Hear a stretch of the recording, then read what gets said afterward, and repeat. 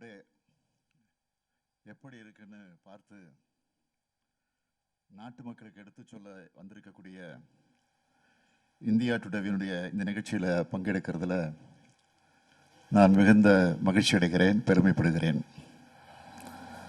தமிழ்நாட்டு மக்களோட மனசில் என்ன இருக்குன்னு இந்தியா டுடேவும் சி ஓட்டர்ஸ் நிறுவனமும் நடத்தின சர்வேயில் தெளிவாக தெரிஞ்சிருக்கும். உங்கள் சர்வேப்படி திமுக கூட்டணி 45% ஆதரவோட லீடிங்கில் இருக்கு. எங்களுக்கும் செகண்ட் பிளேஸில் இருக்கக்கூடிய டிஃப்ரென்ஸ் பார்த்தீங்கன்னா 12%.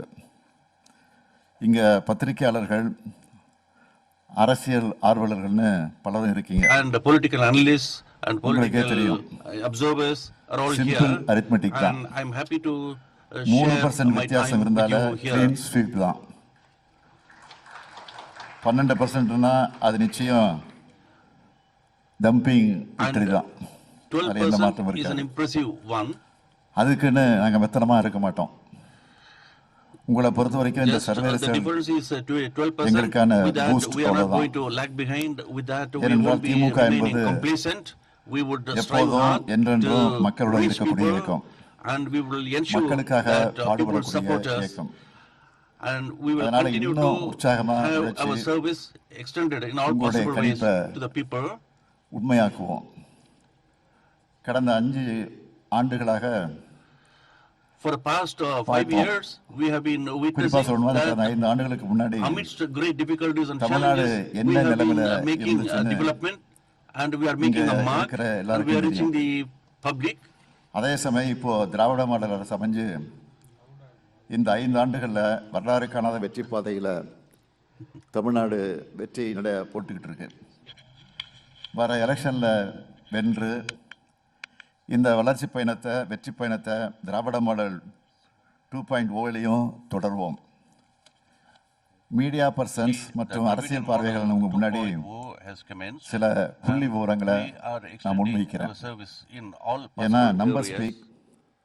லாஸ்ட் இயர் தமிழ்நாட்டோட எக்கனாமிக் growth எவ்வளவுன்னா 11.19%.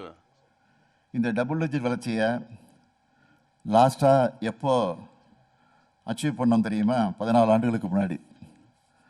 அதுவும் திமுக ஆட்சியில் தான். தமிழ்நாட்டுக்கு எதிராக செயல்படுறதுலையும் திமுக அரசுக்கு குடைச்சல் கொடுக்கறதுலையும் கவனமாக இருக்கிற ஒன்றிய அரசாலேயே இந்த வளர்ச்சியை மறைக்க முடியல, மறுக்க முடியல. தமிழ்நாட்டோட ஜிஎஸ்டிபி எவ்வளவு? 17,23,698 கோடி ரூபாய் உயர்ந்திருக்கு. பர் கேபிட்டா இன்கம் 3,58,000 ரூபாய். நேஷனல் ஆவரேஜ் கூட கம்பேர் பண்ணால் இது 1.74 1.74 மடங்கு அதிகம். அடுத்து இந்தியா முழுக்க 50% அரசு மேல்நிலை பள்ளிகளில் தான் சயின்ஸ் லேப் இருக்கு. இதுவே தமிழ்நாட்டில் 98.3% பள்ளிகளில் இருக்கு. அந்த லேப் இருக்கு, பள்ளிகளில் லேப் இருக்கு. NIRF தரவரிசையில் தலை சிறந்த 100 கல்லூரிகளில் தமிழ்நாட்டை சேர்ந்த கல்லூரிகளோட எண்ணிக்கை எவ்வளோ தெரியுமா? 33. டாப் 50 ஸ்டேட் யூனிவர்சிட்டியில்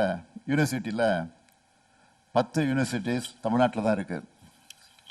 நிதி ஆயோக் வெளியிட்ட SDG குறியீட்டில் 78 புள்ளிகளோட தமிழ்நாடு 2வது இடத்துல இருக்குது. இப்படி எந்த புள்ளி விவரம் எடுத்துக்கிட்டாலும் தமிழ்நாடு டாப்பில் இருக்குது. அதனால தான் 65க்கு மேற்பட்ட ஒன்றிய அரசு விருதுகள் தமிழ்நாட்டை தேடி வருது.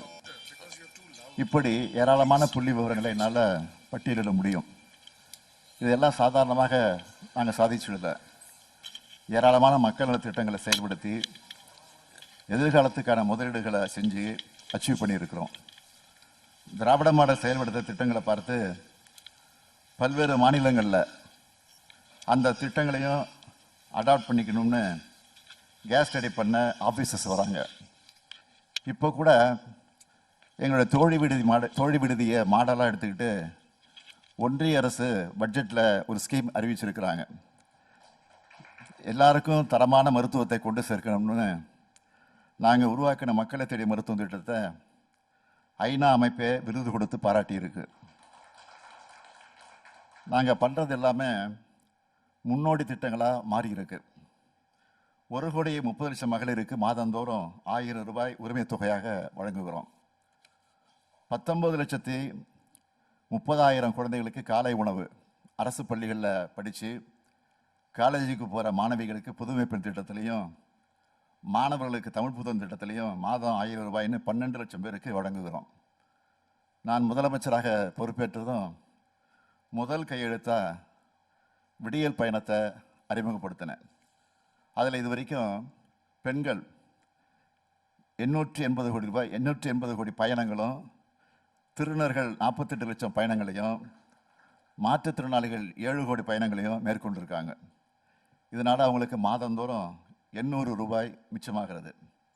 இப்படி இல்லம் தேடி கல்வி, எண்ணும் எழுத்தும், ஊட்டச்சத்தை உறுதி செய், மக்களை தேடி மருத்துவம், இன்னுயிர் காப்போம், நம்மை காக்கும் 48, நலன் காக்கும் ஸ்டாலின், பாதம் காப்போம், இதயம் காப்போம், கலைஞர் கனவு இல்லம், அன்பு கரங்கள் திட்டம், அன்பு சோலை திட்டம், தோழி விடுதி, குறு சிறு நிறுவனங்களுக்கு கடன் உத்தரவாத திட்டம், கலைஞரின் அனைத்து கிராம ஒருங்கிணைந்த வேளாண் வளர்ச்சி திட்டம், கலைஞர் நகர்ப்புற மேம்பாட்டு திட்டம், உங்களுடன் ஸ்டாலின், கலைஞர் கைவினை திட்டம், மாற்றுத்திறனாளிகளுக்கான உரிமை திட்டம், உள்ளாட்சி அமைப்புகளில் மாற்றுத்திறனாளிகளுக்கு நேரடி நியமனம், முதலமைச்சர் கோப்பை, அயோத்திதாச பண்டிதர் குடியிருப்பு மேம்பாட்டு திட்டம், தொல்குடி திட்டம், டாக்டர் கலைஞர் விளையாட்டு உபகரணங்கள் வழங்கும் திட்டம், பேராசிரியர் அன்பழகனார் கல்வி உட்கட்டமைப்பு மேம்பாட்டு திட்டம்,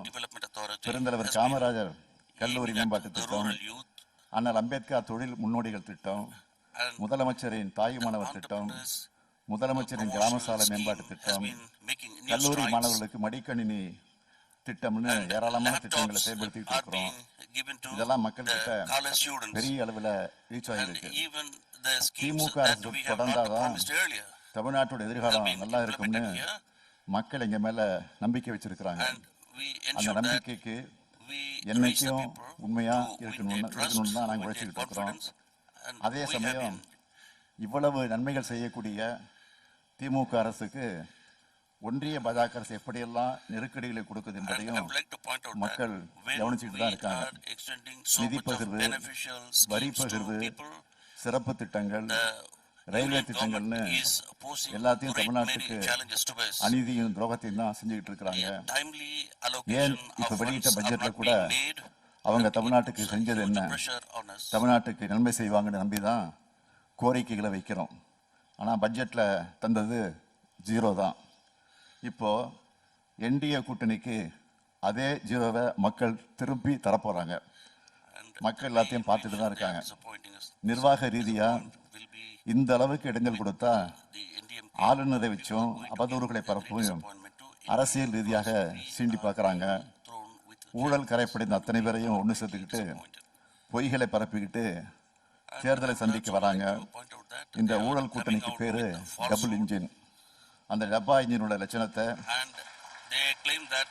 டெல்லி, உத்தரப்பிரதேசம், பீகார்னு பல மாநிலங்களை பார்த்துக்கிட்டு தான் இருக்கோமே. பாஜகவை பொறுத்த வரைக்கும் வெறுப்பை பரப்பி பிரச்சனைகளை உருவாக்கி அதில் குளிர்காயணும்னு நினைக்கிறாங்க. ஒரே ஒரு எக்ஸாம்பிள் சொல்கிறேன்.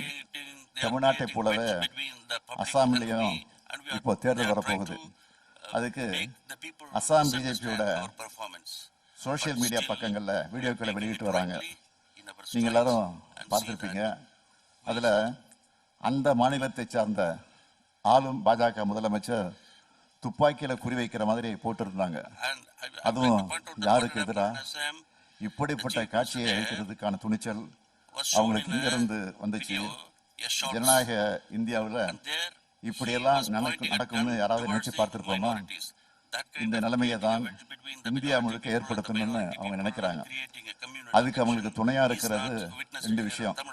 ஒன்று அடிமைகள், இன்னொன்று அவதூறுகள். இதையெல்லாம் பயன்படுத்தி ஜனநாயகத்துக்கான அத்தனை விழுமியங்களையும் ஒழிச்சிடணும்னு நினைக்கிறாங்க. அதுக்கு நாட்டில் உள்ள ஜனநாயக சக்திகள் நிச்சயம் இடம் கொடுக்கக்கூடாது. தமிழ்நாட்டுக்கு சேர வேண்டிய நிதியையும் நீதியையும் நிச்சயமாக நாங்கள் பெற்றுத் தருவோம். பாஜகவோட பாசிச அரசியல் தமிழ்நாட்டுக்கு நிச்சயம் நிச்சயம் நிச்சயம் இது ஈடுபடாது, நிறைவேறாது. திராவிட மாடல் 2.0வில் தமிழ்நாட்டை காத்து இந்தியாவோட நம்பர் 1 மாநிலமாக தொடர்ந்து வளர்ச்சிருப்பது நிச்சயம். தமிழ்நாடு வெல்லும், இந்தியாவுக்கு வழிகாட்டும். நன்றி, வணக்கம். Succeed and Tamil Nadu will progress and Tamil Nadu will develop with all these challenges.